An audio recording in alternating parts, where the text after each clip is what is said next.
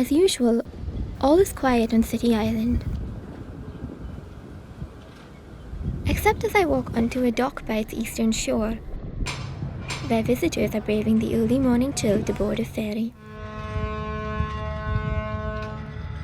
Its bright orange belies a darker destination than most boats on these waters.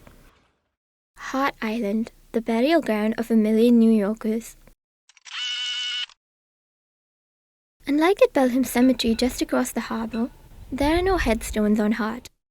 Instead, stones demarcate plots, each holding 150 adults or 1,000 babies, whose families either couldn't afford funerals or be found at all. Still, relatives remember their loved ones through these visits and the tokens they leave behind.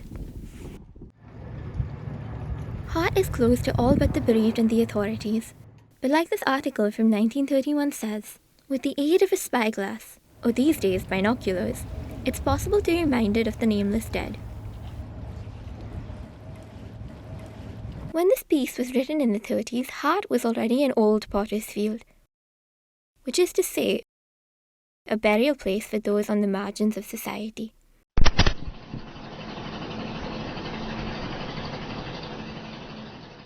It's been in use since 1869. Inmates from jails like Rikers, another luckless New York island, buried the dead until 2020. From HIV to COVID, the island has been the last port of call for many of New York's deceased. Yet most people have never heard of Hart, and it isn't on subway maps. Hart finally grabbed public attention in early 2020 when a drone filmed suited figures burying victims of COVID in mass graves. More people are passing away because of this disease, and there is no family member, no loved one, no friend, no one who we can find. When COVID hit, Reverend Dominique Atchison was a clergy liaison under Mayor de Blasio, where she bridged the gap between City Hall and different religious communities. She helped pull off a novel response to the events on Hart, virtual memorial services. There's a lot of death talk in my job during COVID. And so faith leaders kind of got very passionate about that. The faith leaders were very clear, like, we want to be on Hart Island, and the Department of Correction was like, stay away. Thank God we came to the middle ground of being able to have a virtual event where people could be there without being there. Reverend Shelley Kuhn, an opera singer turned minister on Long Island, took part in these Zoom memorials. Can you hear me clearly? She's since grown fond of the new medium. As someone would come on, I'm an imam, I'm a priest, I'm a minister. And then we each would say, like, whatever prayer it is that we wanted to say. One of the songs that I would sometimes sing is this really brief, it goes, remember me. Remember me. Oh, Jesus, remember me. I love that because just this whole thought that we are not forgotten and that our small group could somehow call on that remembering. It became this sacred moment that was just what it was supposed to be. That's what happens when you gather with a single common intent to honor.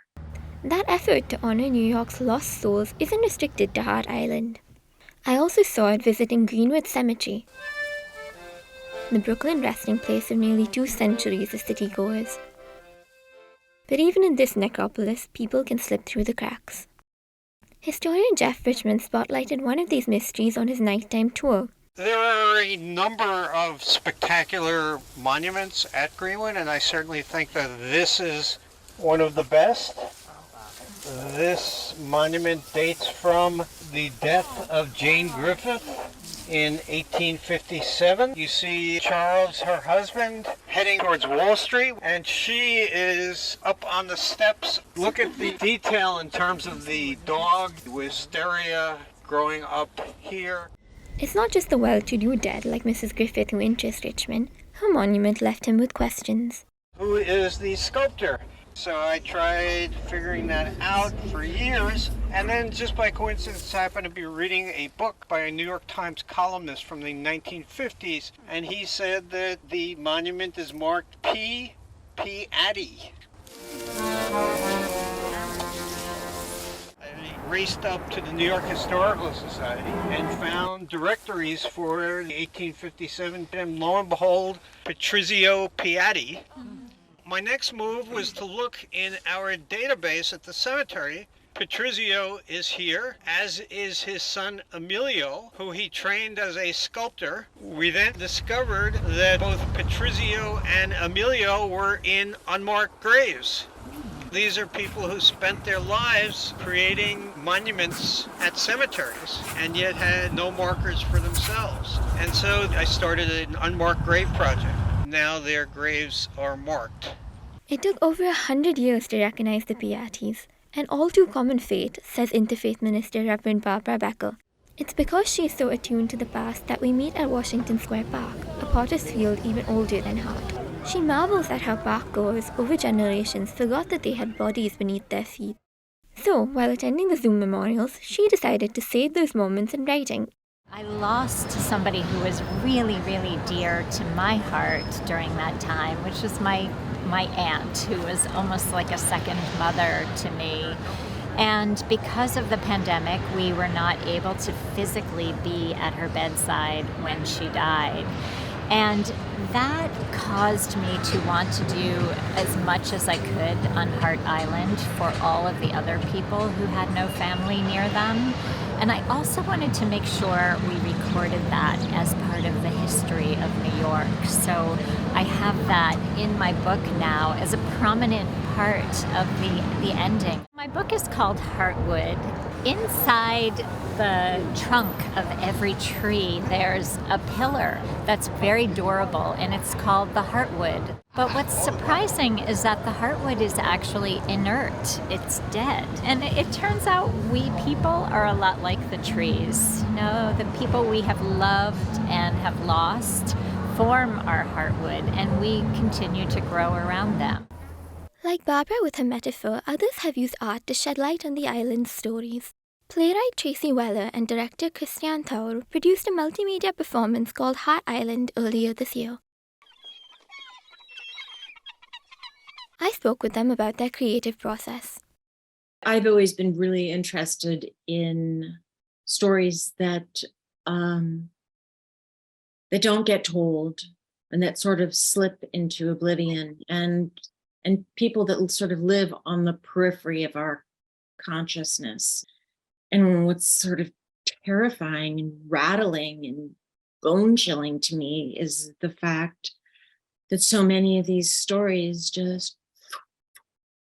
The same way that poetry, is felt both from a technical level, but also from an emotional level, that's what I think the play was able to do. This, I think, had a gift quality to you where sometimes you could just let it wash over you without having to get caught in the weeds of the specifics. Characters in the play are as anonymous as the people on Hart. They're known only by initials. They're unmarked mass graves, and so everyone that's buried on Hart Island is sort of rendered nameless. So it just didn't seem right to give names to our characters. Actor James Foster Jr. portrayed one of these John Does. His character H.T. was a bus driver for Rikers prisoners who buried the dead. He was a guy who had come from modest circumstances from the Bronx, from right up here. And his dream was to get a good job and own a home and move to Queens. And, he went into corrections and he worked his way up and he did all of that and he worked all those years and he retired and he's living out there in this house in Queens.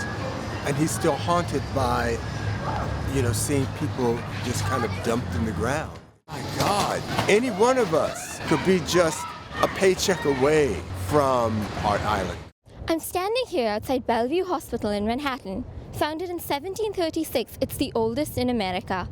From its gaslit days as the city morgue to those in the 80s as an AIDS clinic, it has a deep connection to Hart. In 2020, that past echoed when Bellevue entered the eye of the COVID storm.